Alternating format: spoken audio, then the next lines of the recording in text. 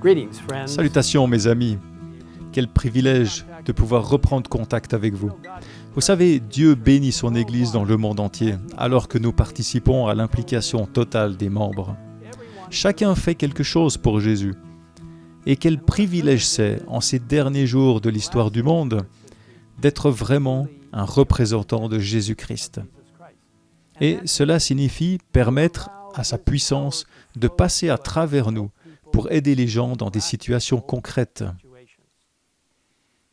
Vous connaissez bien l'histoire incroyable du chapitre 10 de Luc, le bon samaritain. Elle comporte tellement d'aspects que l'on pourrait prêcher un sermon entier. Mais je voudrais partager avec vous quelques mots seulement et vous encourager à vous assurer que votre témoignage ainsi que le mien est conforme à ce que nous disons, à ce que nous croyons, et par la puissance du Saint-Esprit à ce que nous faisons, tout cela en accord avec la parole de Dieu.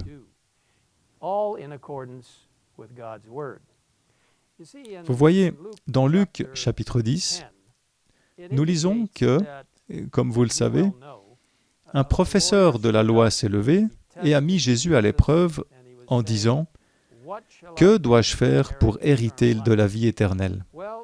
Et Jésus, au verset 26 de Luc 10, répond « Qui lis-tu » Revenons à la Bible, dit Jésus, revenons à ce que la loi de Dieu dit réellement.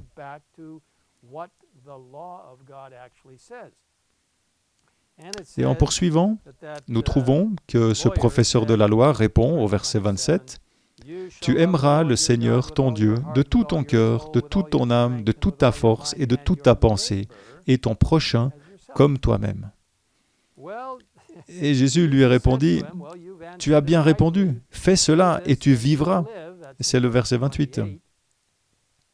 Et ce professeur de la loi a l'audace, parce qu'il voulait provoquer Jésus, de dire « Et qui est mon prochain ?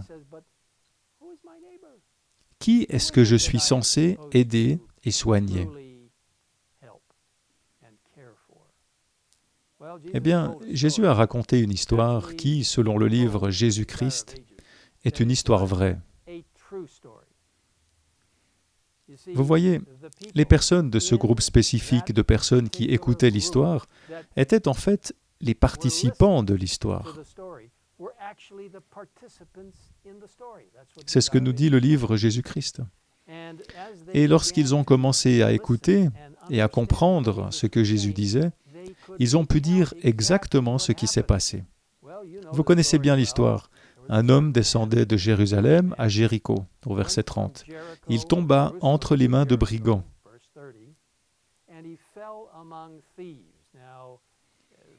Dans cette région particulière, si l'un d'entre vous l'a visité, vous savez qu'en allant de Jérusalem à Jéricho, vous descendez un escarpement. Aujourd'hui, il y a une belle route qui descend. Mais la zone où il descendait, sur un sentier, aurait été parfaite pour les voleurs et les brigands. Une sorte d'environnement très hostile, très désolé.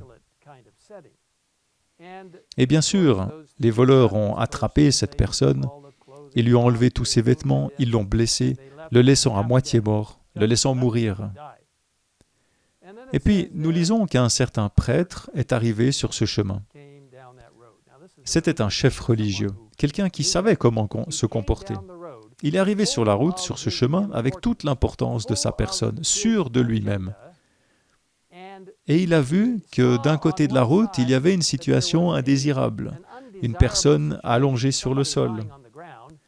Et nous lisons qu'il est passé de l'autre côté. C'était un chef religieux.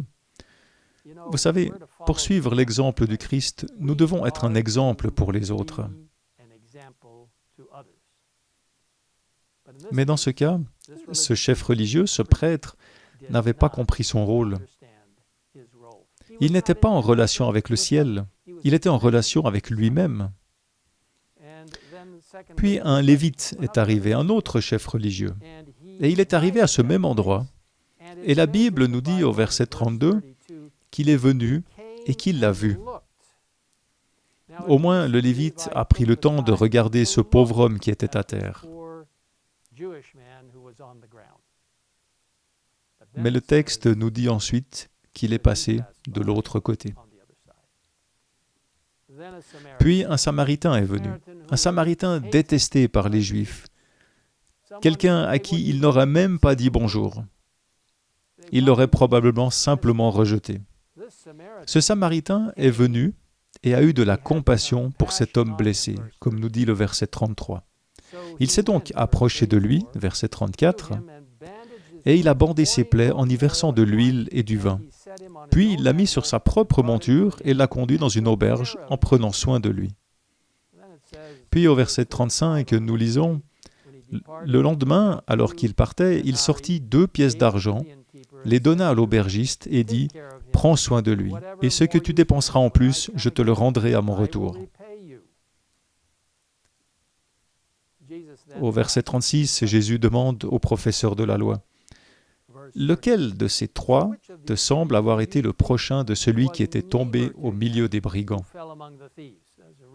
Une question raisonnable. Et le verset 37 dit que le professeur de la loi répondit, « C'est celui qui a agi avec bonté envers lui. » Jésus lui dit donc, « Va agir de la même manière, toi aussi. »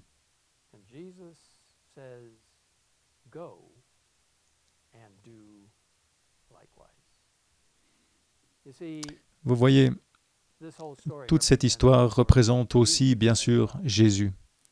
Cette personne à terre qui a été blessée représente chacun de nous.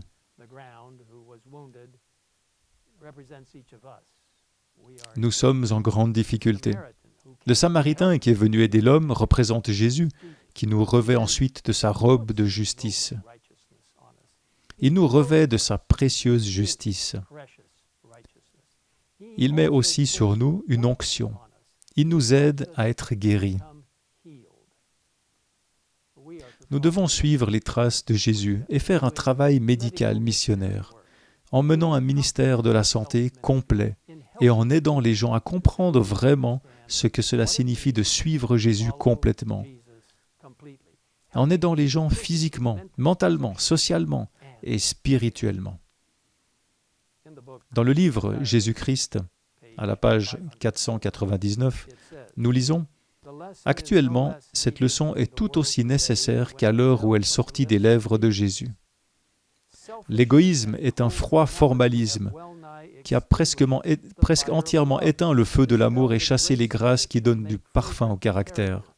Beaucoup de ceux qui font profession de porter son nom ont oublié que le devoir des chrétiens, c'est de représenter le Christ. Si l'esprit de sacrifice ne se manifeste pas d'une manière pratique en faveur d'autrui, dans le cercle de la famille, dans le voisinage, dans l'Église et où que nous nous trouvions, nous ne sommes pas de vrais chrétiens, quelle que soit notre profession de foi. Que Dieu bénisse chacun d'entre nous alors que nous nous engageons dans une participation totale des membres, afin que chacun d'entre nous suive les traces du Christ et fasse quelque chose pour lui et pour les autres, et en leur montrant le grand médecin, le grand enseignant et notre Sauveur qui est sur le point de revenir. Prions ensemble. Père Céleste, merci pour cette merveilleuse histoire qui nous dit que nous devons être pratiques dans la manière dont nous montrons notre connexion spirituelle avec le ciel. Bénis chacun d'entre nous alors que nous participons à un ministère de santé complet, alors que nous tendons la main et touchons la vie des autres, les rapprochant de toi et les amenant à une transformation complète de leur vie, tout comme tu as ramené cet homme blessé à la santé grâce à la bénédiction du Samaritain.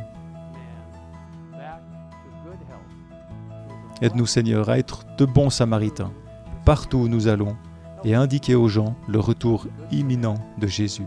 Nous te le demandons au nom de Jésus-Christ. Amen. In Christ's name we ask it.